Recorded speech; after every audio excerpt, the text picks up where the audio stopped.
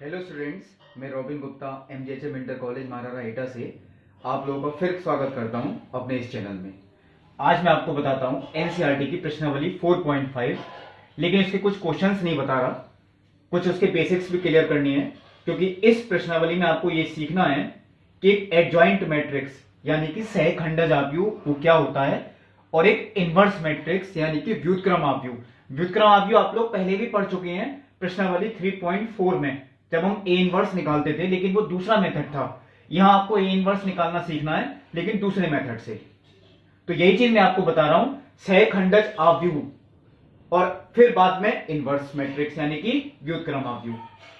तो आप लोगों को ये ध्यान होगा, पिछले वीडियो में मैंने आपको ये बताया था, यानी प्रश्नावली 4.4 के वीडियो में, कि सहखंड यानी कि सहगुणनखंड जिन्हें मैंने कहा था वो क्या होते हैं, जिन्हें मैंने कहा था कैपिटल सी लेटर से लिखते हैं, C11, C12, यानी जैसे आपको बोर्ड पे लिखा होगा, दिख भी रहा होगा। तो कोई आव्यूह मैंने लिखा है पहली लाइन में, यदि ए एक वर्ग आव्यूह है, अब वो किसी भी क्रम का हो सकता है, अब वो चाहे 2 गुणा 2 क्रम का है या 3 गुणा 3 क्रम का है। अगर ए एक वर्ग आव्यूह है, तब इसके अवयवों के सहखंडजों से निर्मित आव्यूह का परिवर्त आव्यूह। ध्यान से बताता हूं मैं, इसी में देखिए, जैसे मैंने आपको एक आव्यूह लिख के दिया, बिल्कुल उसी क्रम में लिखा है जो आपको आव्यूह की चैप्टर की शुरुआत में मैंने बताया था। A11 क्योंकि पहली पंक्ति पहले स्तंभ में है, A12 क्योंकि पहली पंक्ति और दूसरे स्तंभ में है, A21 क्योंकि दूसरी पंक्ति और पहले स्तंभ में है, और A22 क्योंकि दूसरी पंक्ति और दूसरे स्तंभ में है। तो एक नॉर्मल मैट्रिक्स यानी कि जनरली जो हम आव्यूह लिखते हैं वो इसी तरीके से ही लिखते हैं। अब इसके जो सहखंडज होंगे यानी कि कोफैक्टर्स, वो भी हम इसी के संगत ही लिखेंगे। A11 का वो C11 होगा, A12 का वो C12 होगा, A21 का वो C21 होगा, और A22 का वो C22 होगा। तो ये जो आव्यूह बना, इसका भी परिवर्त आव्यूह, यानी पंक्ति को मैंने स्तंभ में बदल दिया, इस वाली पंक्ति को इस स्तंभ में बदल दिया, तो ये आव्यूह जो होगा यह सहखंडज आव्यूह होता है। जो मैंने लाइन ऊपर लिखी थी, इसके अवयवों के सहखंडजों से निर्मित आव्यूह का परिवर्त आव्यूह, यानी कि ये वो कहलाता है एडजॉइंट मैट्रिक्स यानी कि सहखंडज आव्यूह। और इसे हम एडजॉइंट में केवल ए डी जे, आपको 3 लेटर लेने हैं, एडजॉइंट ए से निरूपित करते हैं। अब देखिए, जैसे 3 गुणा 3 में भी मैंने लिख रखा है, ये नॉर्मली जैसे हम लोग लिखते हैं वैसे, तो इसके संगत वो मैंने यहां लिख के दिखाई, लेकिन इसका भी जो परिवर्त होगा वो लिखा मैंने यहां पे। तो ये कुछ लोग जल्दी में भूल जाते हैं, मैं इसलिए बार बार कह रहा हूं, कुछ लोग सीधा ये तो लिख आते हैं लेकिन परिवर्त करना भूल जाते हैं। या एक काम आप ये करें कि आप ये चीज लिख के ही ना दिखाएं, सीधा ऐसा लिखें, लेकिन उसमें कंफ्यूजन रहता है, इसलिए मैंने कहा पहले आप लोग जनरली लिखें ऐसे बिल्कुल नॉर्मल तरीके से, उसका परिवर्त जरूर कर दें, यानी 11, 12, 13। देखिए वैसे पंक्ति होती है, लेकिन अब ये स्तंभ है, 21, 22, 23, 31, 32, 33। तो ये आव्यूह जो निकल के आया ये है एडजॉइंट ए। और यही प्रश्नावली में आपको सीखना भी है कि किसी आव्यूह का सहखंडज आव्यूह यानी कि एडजॉइंट वो कैसे निकालते हैं। मैंने अभी आपको कोई क्वेश्चन नहीं करके दिखाया है, मैं आपको अगले वीडियो में ही क्वेश्चन करके दिखाऊंगा, लेकिन उससे पहले आपको एक थ्योरम जो मैंने नंबर 2 पे लिखी है वो भी प्रूव करके दिखानी है। मैंने ऊपर लिखा था यदि ए एक वर्ग आव्यूह है, अब ये किसी भी क्रम का हो सकता है। यहां मैंने आपको समझाने के लिए 2 गुणा 2 क्रम का ले लिया, 3 गुणा 3 क्रम का ले लिया, क्योंकि जनरली क्वेश्चन इसी के ही होते हैं। यहां मैंने ये n गुणा n क्रम का लिया है, क्योंकि एक प्रमेय सिद्ध करके दिखा रहा हूं आपको। अब ये n कुछ भी हो सकता है, n 3 गुणा 3 भी हो सकता है, 4 गुणा 4 भी हो सकता है, इसलिए मैंने ये n गुणा n क्रम का लिया। ये देखिए पहली पंक्ति, और ये दूसरी पंक्ति, ये तीसरी पंक्ति, और लास्ट में ये nवीं पंक्ति, ये nवां स्तंभ, इसलिए यहां डबल n लिखा है, क्योंकि ये nवीं पंक्ति और nवें स्तंभ में है। ये आव्यूह मैंने वर्ग आव्यूह लिया एक n गुणा n क्रम का, तो जो इसका एडजॉइंट होगा, तो मैं कहता हूं इसका संगत होता C11, इसका संगत क्या होता C12।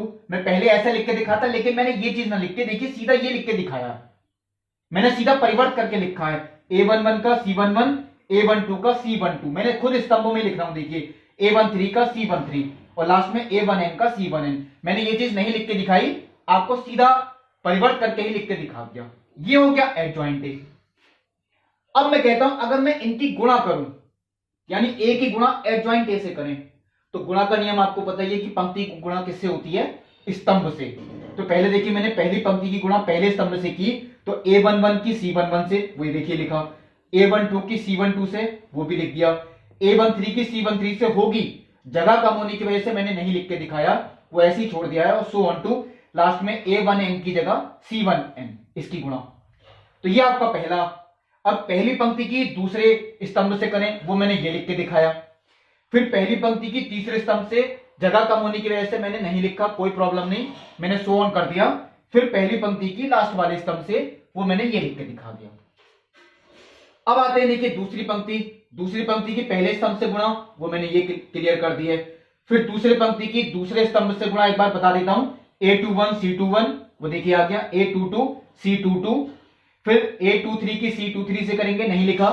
और लास्ट में A2n की C2n, कोई कंपलसरी नहीं था, मैं यहां भी नहीं लिखता, केवल दो ही लिख के दिखाता, इसलिए वो तो केवल मैंने समझाने की वजह से लिखा था। अब ऐसे ही तीसरी पंक्ति देखिए मैंने नहीं लिख के दिखाई, हम तीसरे पंक्ति की भी बिल्कुल ऐसे ही गुणा करते।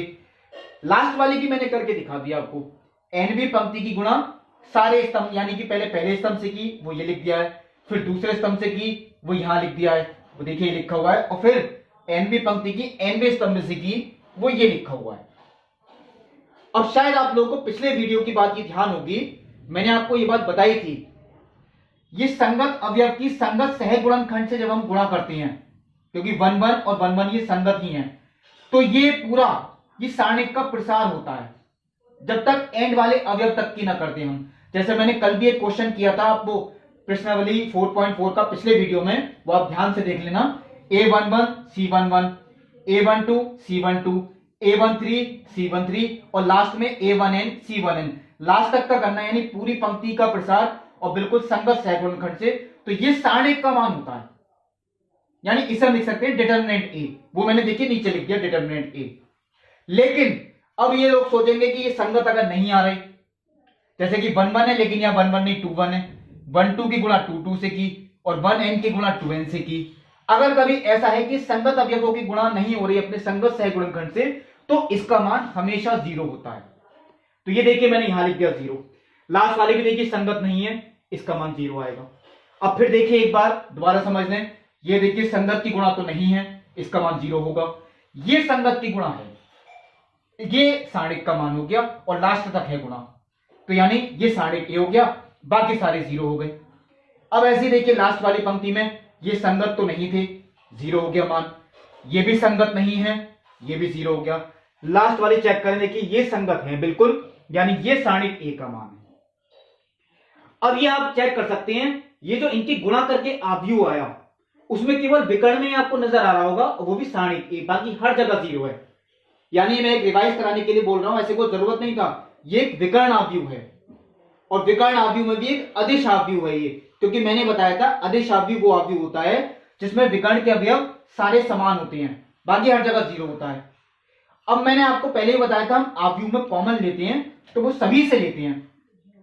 इन सबसे कॉमन लूंगा तो सारणिक A कॉमन, और जब सारणिक A कॉमन लेंगे तो यहाँ 1 रह गया, 0 से तो कोई फर्क पड़ेगा नहीं, यहां भी 1 रह गया, क्योंकि सारणिक आव्यूह से तो एक ही बार आना है कॉमन, तो आव्यूह से मैंने ये कॉमन ले लिया, सारणिक A ये चीज रहेगी, और ये इकाई आव्यूह है, वो भी n गुणा n क्रम का। तो इसका मतलब है A की मैंने एडजॉइंट A से गुणा करी, तो उसका मान आता है डिटर्मिनेंट ऑफ A इंटू आई, यानी सारणिक A इंटू आई।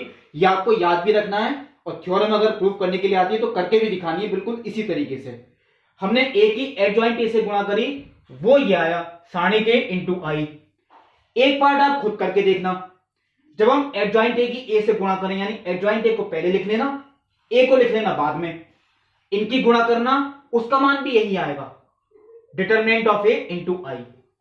तो ये आपको पूरी थ्योरम याद रखनी है, हम A की गुणा एडजॉइंट A से कर लें या एडजॉइंट A की गुणा A से कर लें, उसका मान आता है A के सारणिक का मान, वो एक संख्या योगी गुणा इकाई आव्यूह।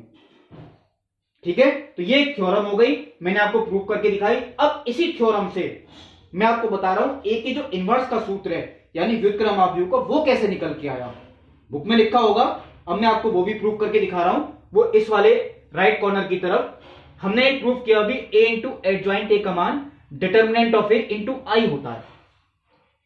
मैंने A इनवर्स की गुणा की, बाएं पक्ष में भी की दाएं पक्ष में भी की, तो तो ए इनवर्स की गुणा देखिए यहां लिख दिया, बाकी ऐसे ही छोड़ दिया, ए एडजॉइंट है और ए इनवर्स की गुणा इधर भी कर दी। देखिए सारणी की एक संख्या है, हम संख्या की गुणा आव्यूह से नहीं करते, आव्यूह की गुणा आव्यूह से पहले दिखाते हैं, यानी ए इनवर्स इंटू आई।